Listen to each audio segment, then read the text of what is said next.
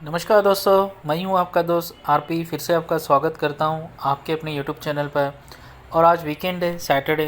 हालांकि मार्केट का आज वीक ऑफ रहेगा, या हॉलीडे आप कह सकते हैं। मार्केट आज काम नहीं करता है, सभी को पता है। तो देखिए, आज का दिन हम बात करने वाले हैं बिरला सॉफ्ट के बारे में। एक बिरला ग्रुप से रिलेटेड कंपनी है, शानदार आईटी कंपनी है। हम कंसिडर कर सकते हैं मिड कैप में।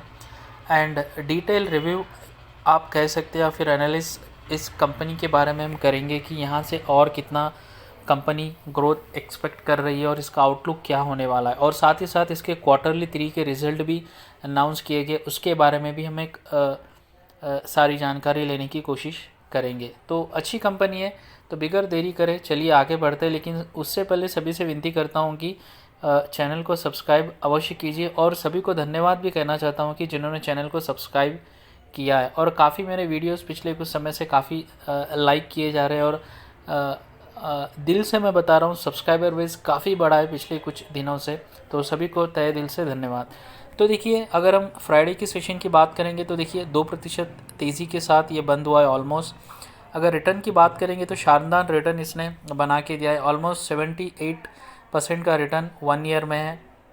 5 ईयर्स की अगर हम बात करेंगे तो देखिए दोस्तों, ऑलमोस्ट पैसों को 5 गुना इसने बना कर दिया है। और लाइफ मैक्सिमम रिटर्न हम देखेंगे तो नो डाउट सुपर रिटर्न हम कंसिडर कर सकते हैं। खासकर इस दौर से कंपनी का जो रिटर्न की जो स्टोरी स्टार्ट हुई थी दोस्तों, देखिए यहाँ से 2020 से जो स्टॉक भागा है, देखिए रॉकेट से भी काफ़ी फास्ट तरीके से भागा है। और यहाँ देखिए नॉर्मल वे में था, और यहाँ पर आपको पता है ऐसा क्यों हुआ है? डिजिटाइजेशन, जो डिजिटल वे में जिस तरीके से ग्रोथ वर्ल्ड लेवल में देखा गया और ख़ासकर इंडिया में, जिसका असर क्लाउड बेस्ड सर्विसेज प्लस जो ब्लॉकचेन सर्विसेज जो रिसेंटली काफ़ी फेमस हुआ है इन फाइनेंस और in money sector, account related sector में, एंड खासकर डिजिटल जो एरिया है वहाँ पर। तो उस तरीके के सर्विस के कारण और डिमांड, उस सर्विसेज में डिमांड के कारण इस कंपनी का जो रेवेन्यू है या फिर जो रिटर्न है फॉर इन्वेस्टर, देखिए यहाँ से बढ़ा है 2020 से, राइट। तो आप समझ गए। तो चलिए अभी सीधे बढ़ते हैं रिटर्न्स की ओर। तो देखिए यहाँ पर उससे पहले मैं आपको कुछ जानकारी बता दूँ कंपनी एग्जैक्टली करती क्या है, क्यों मतलब 2020 से इसका रिटर्न इतना धमाकेदार है। देखिए, एक आईटी कंसल्टिंग कंपनी है and predominantly banking, finance services, insurance, life science services, energy resource and utility and manufacturing. And ये केसी बिरला ग्रुप की कंपनी है जहाँ पर 10,000 से ज़्यादा एम्प्लॉय काम करते हैं। तो देखिए, बैंकिंग, फाइनेंस एंड इंश्योरेंस अगर हम देखेंगे तो यहाँ पर जो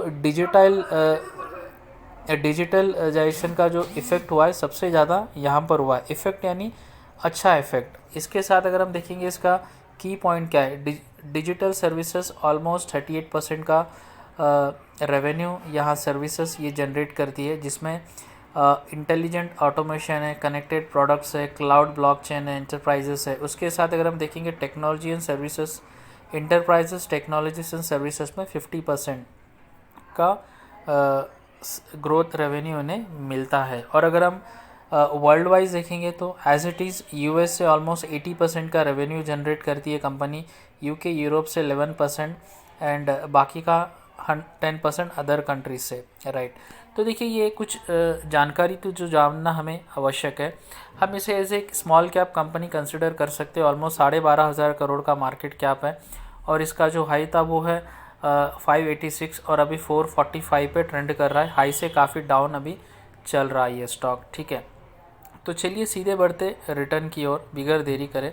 कुछ हाईलाइट पॉइंट्स है जहाँ पर हमें गौर करना आवश्यक है कि कंपनी में कुछ अच्छी चीज़ हो रही है। तो देखिए, कंपनी ऑलमोस्ट डेप्ट फ्री है, अपना कर्जा काफ़ी कम किया है कंपनी ने। साथ ही साथ डिविडेंड अच्छा खासा पे करती है। और जो उधारी था, जो डेज थे उधारी के, वो भी मतलब कुछ घटे हैं। तो ये पॉजिटिव संकेत है। तो चलिए सीधे बढ़ते हैं क्वार्टरली नतीजों की ओर। तो देखिए, यहाँ पर क्वार्टरली नतीजे, कंसोलिडेटेड नतीजे ऑल सारे करोड़्स में, ठीक है। तो देखिए, अगर हम दिस क्वार्टर, ये है क्वार्टर 3, क्वार्टर 2 और क्वार्टर 1, ठीक है। तो सेल्स की हम बात करेंगे सबसे पहले।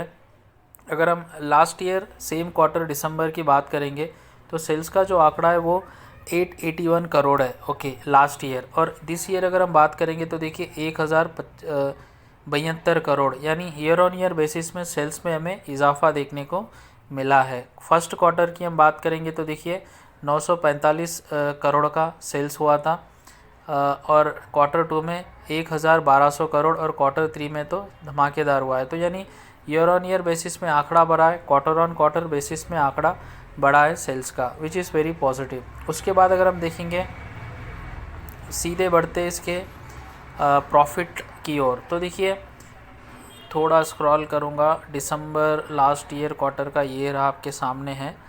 प्रॉफिट जो है वो है 96 crore last year same quarter का। तो दिस क्वार्टर का देखिए 114 करोड़, यानी ईयर ऑन ईयर बेसिस में ग्रोथ है। क्वार्टर वन में 114 करोड़ था, क्वार्टर टू में 103 करोड़, कुछ घटा था प्रॉफिट, और क्वार्टर थ्री में फिर से प्रॉफिट 114 करोड़ हुआ है। यानी क्वार्टर वन से क्वार्टर थ्री की तुलना करेंगे तो प्रॉफिट इक्वल है, लेकिन क्वार्टर टू से तुलना करेंगे तो बढ़ोतरी देखी गई है, और quarter last year same quarter से तुलना करेंगे तो बढ़ोतरी है। तो रिज़ल्ट हम कह सकते हैं अच्छा रिज़ल्ट है, कोई ख़राब रिज़ल्ट नहीं है। अगर EPS क्वार्टर वन की बात करेंगे तो 4.09 है, क्वार्टर टू की 3.71 है, और क्वार्टर थ्री का 4.09 है। तो कंपनी ने मेंटेन किया है अपने बिज़नेस को, गिरने नहीं दिया है।